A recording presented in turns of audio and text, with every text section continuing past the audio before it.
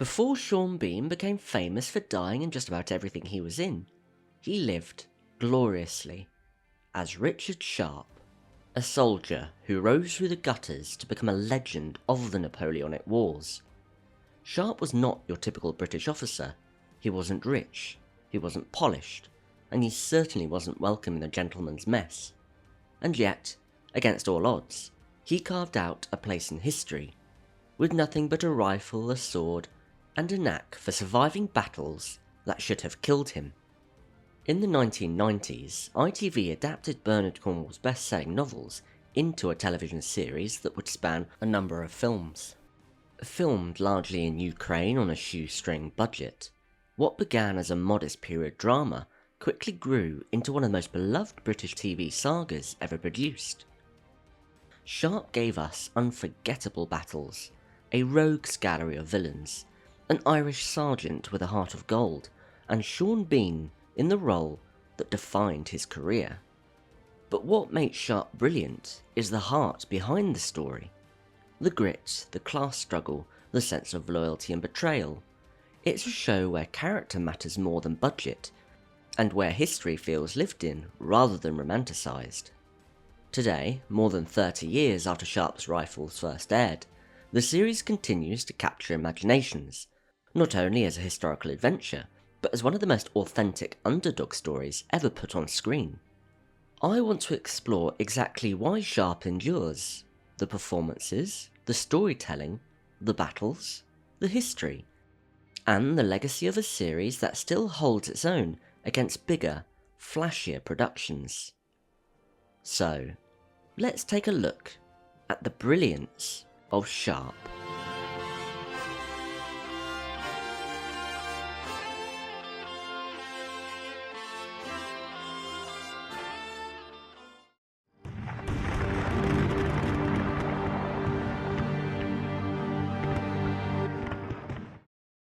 Before we look at the show itself, it is important to understand how Bernard Cornwell created Sharpe to begin with. Cornwell had enjoyed C.S. Forester's Horatio Hornblower novels, which depict a Royal Navy officer's career from midshipman to Admiral of the Fleet. When he couldn't find a similar series for the British Army, he decided to write one himself. As a further inducement, he had fallen in love with an American woman who, for various reasons, could not leave the United States. So, he relocated. He couldn't get a green card or work permit, so he wrote the first Sharpe novel to make a living. Struggling to come up with a name as distinctive as Horatio Hornblower, he used a placeholder based on the rugby union player Richard Sharpe. Eventually, he kept it, just adding an E at the end. Cornwell had intended to write 11 novels, the same number as in the Hornblower series, ending with Sharpe's Waterloo, but later changed his mind and continued writing.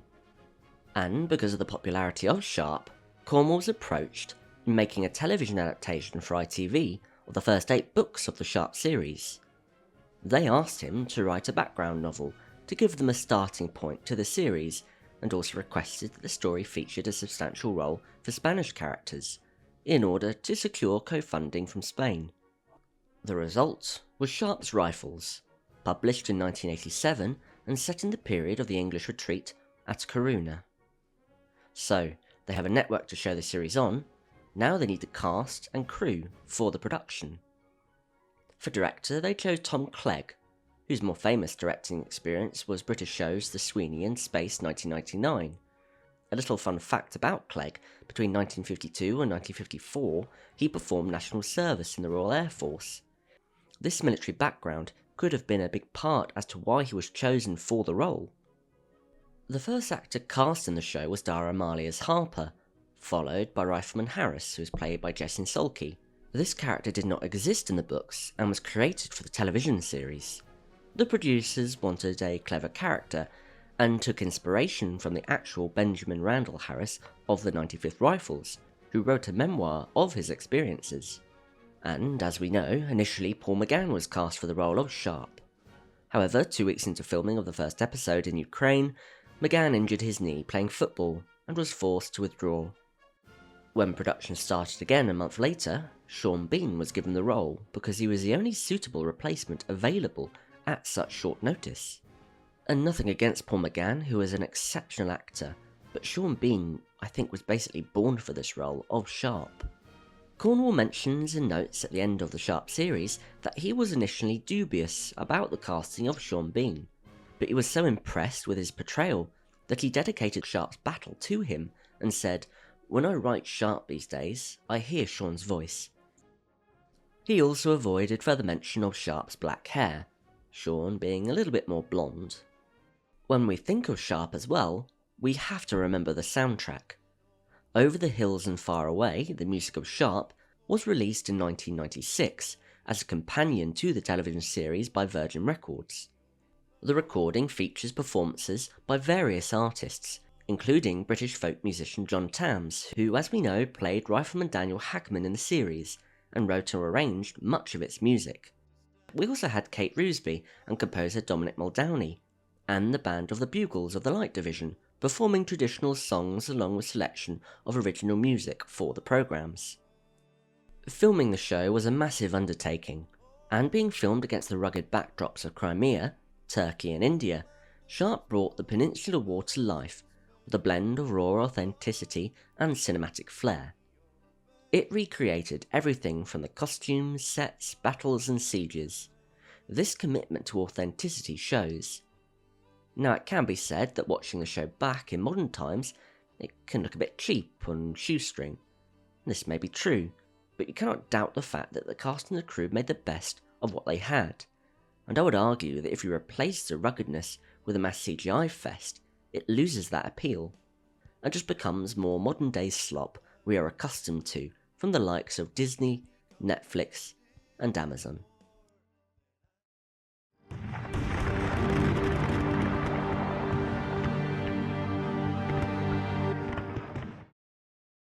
One of the clearest reasons Sharpe still resonates decades later is the characters. Bernard Cornwell gave them depth in the novels, but it's in the performances on screen that turned them into living, breathing figures you don't forget.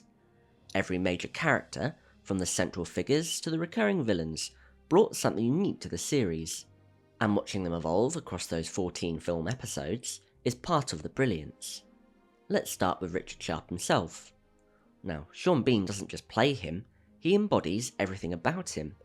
From the very first moments in Sharpe's Rifles, we see a man who doesn't belong in the officer's mess, but commands loyalty in the mud and blood of the battlefield. Bean gives him an edge, rough, cynical, quick to anger, but balances it with flashes of compassion and vulnerability that make him more than just a stock action hero. And over the course of the series, we watch Sharpe grow from a reckless man suddenly given command into a seasoned officer who earns respect not because of his rank, but because of his sheer resilience and courage. Bean's performance makes Sharpe memorable because he's never perfect. He's scarred, he's stubborn, and he feels real. Then there's Patrick Harper, played by Dara O'Malley. If Bean gives the series its steel, O'Malley gives it its heart. Harper starts as a hostile Irishman, forced under Sharpe's command, but gradually becomes his closest friend, brother-in-arms and moral compass. His loyalty, humour, and sheer physical presence make him unforgettable. You just can't imagine Sharpe without Harper. They're two halves of the same soldier, and O'Malley's warmth and charisma cement that bond in every scene they share. The supporting cast around them also adds layers of richness. His chosen men are not bland and vanilla, they have unique personalities that make them an integral part of Sharpe's brotherhood. From Harris's quick thinking and book knowledge, to John Tam's musical skills and expert marksmanship. Even characters who don't last a full series, like Perkins, Tongue and Cooper, they all integrate and enhance the show.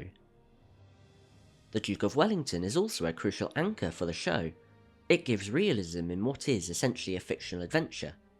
He is calm, calculating, and understated, but commanding. David Troughton and Hugh Fraser play him with almost detached pragmatism, but never loses his grip on the stakes. Wellington is a shadow looming over Sharpe's career, a man who saw potential and was never let down. And now in the novels, Major Hogan appears more often, and Brian Cox was absolutely perfect for the role. Yet filming in Ukraine was a depressing experience for him, and he left after Sharpe's Eagle. meaning characters like Nairn, Munro and Ross became rotating exploring officers within Wellington's camp. It was a shame that Cox was unable to continue, yet each brought their own uniqueness about them. And then we come to the villains. Sharpe's rogues gallery is legendary because the actors playing them threw themselves into the roles. Pete Postlethwaite's Sergeant Obadiah Hakeswill might be one of the most chilling TV antagonists of the 1990s. Twisted, cunning and unpredictable, Hakeswill is as dangerous as any French regiment, and Postlethwaite's wide-eyed intensity makes him unforgettable. Michael Cochrane's Sir Henry Simson, meanwhile, embodies arrogance and incompetence in equal measure, a snivelling coward whose failures are as entertaining as they are infuriating. And of course, there's Theodore Atkin's Pierre Ducos, the cold, manipulative French spy master who manages to get under Sharpe's skin like no one else. Each villain is distinct, each performance larger than life, and that variety is part of what kept the series fresh. Even the women of Sharpe leave a mark. Assumpta Cerna's Teresa Marino is more than just a love interest. She's Sharpe's equal, a guerrilla fighter who matches his fire with her own. Later, Cécile Paoli's Lucille give him stability, while Abigail Cruttendon's Jane Gibbons delivers one of the series' most painful betrayals. These aren't throwaway characters, they shape Sharpe's arc, and the actress's performance give the story genuine emotional weight. And what makes these characters truly brilliant is the combination of Sharpe writing, pun intended, and grounded performances. They're not caricatures, they're soldiers, officers, allies and enemies who feel like they've lived these wars. You remember Harper's humour, Hakeswill's maniacal grin, Simmerson's whiny protests, and Sharpe's blunt Yorkshire mannerisms. I think I speak for everyone when we just love Sharpe calling people bastards.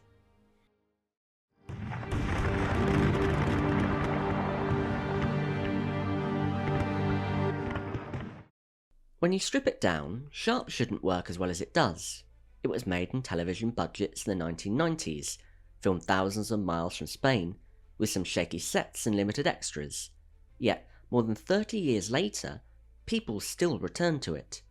And the reason is simple. Sharpe understands exactly what story it wants to tell, and it never loses sight of it. On the surface, Sharpe could have just been another period drama, but the series became something greater, because at every level, it knew how to play to its strengths. First and foremost, it's a character-driven storytelling. Sharpe isn't just a uniform charging through battle after battle, he's a man constantly at war with the system around him. He was born in the gutter, raised in poverty, and he doesn't belong with his fellow officers, and the series never lets us forget it.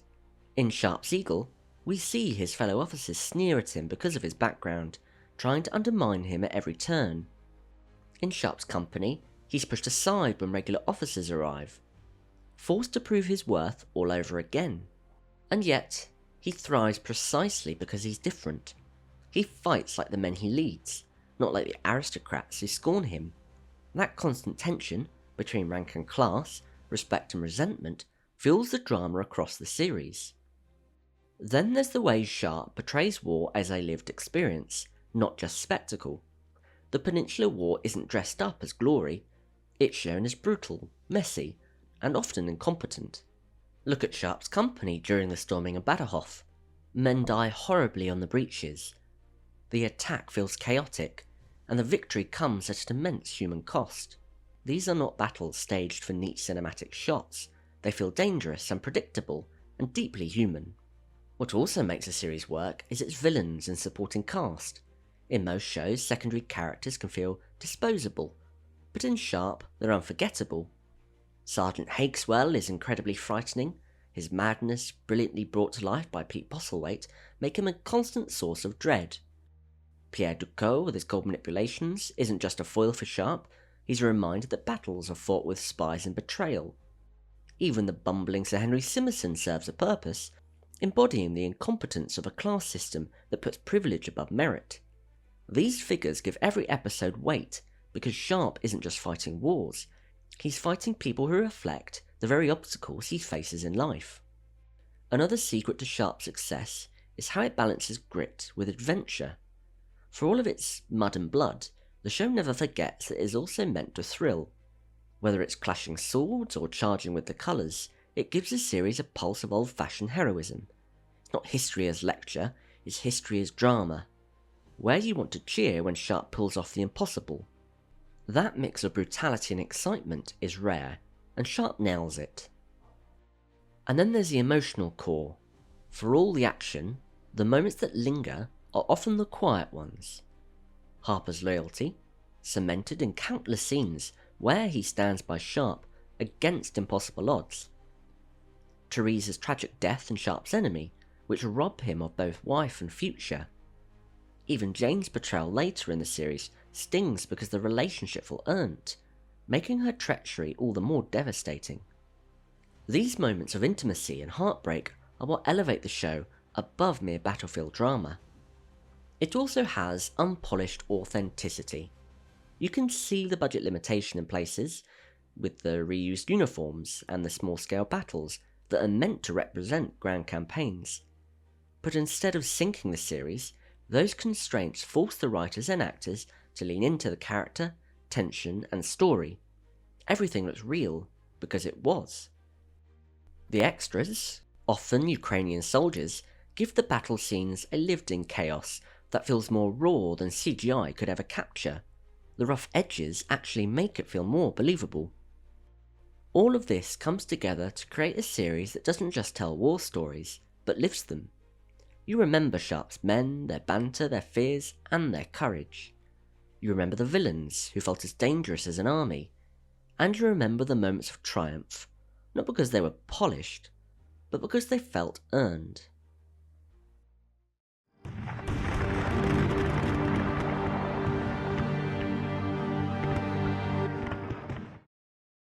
The true measure of a series is whether it lasts beyond its own time, and Sharpe has exactly done that. What started as a string of 90s TV movies has become part of British cultural DNA. It's not that we still watch it, it's that we still feel it.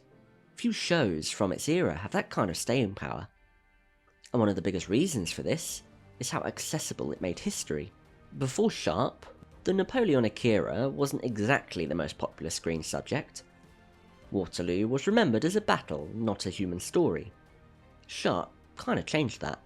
Suddenly you had ordinary viewers who knew what a rifleman was, who could name the Duke of Wellington's victories, and who cared about sieges in Spain.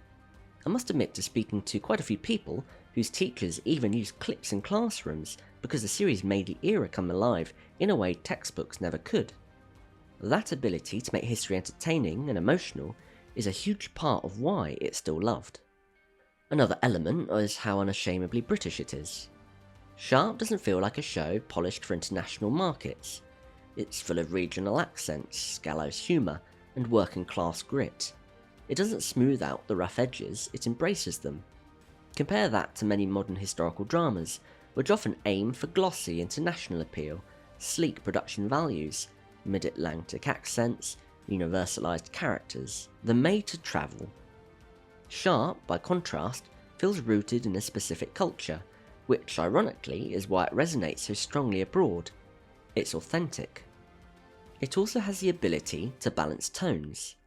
Modern series often fall into extremes. Either excessively bleak, drained of all humanity, or so polished that the danger feels fake. Sharpe walked a line that's rare today. Yes, it was violent, but it was also funny. And not Marvel humour funny. It was grim, but also hopeful. It could show men being cut down at Baderhof, and in the very next scene give you Harper cracking a joke that makes you smile through the horror. That emotional range is what makes it memorable, and what many contemporary dramas struggle to capture. And then there's the simple fact of longevity in the characters. Sean Bean went on to global fame, but for many fans he will always be Richard Sharpe first. Dara O'Malley will always be Patrick Harper.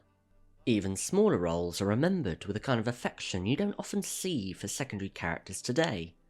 When modern shows kill off or rotate out characters, they often feel disposable. In Sharpe, every loss hits hard because the series has taken the time to make each person matter. And I think what cements Sharpe's legacy most is in its community of fans. Unlike many series that fade away when the final credits roll, Sharpe sparked a lasting conversation.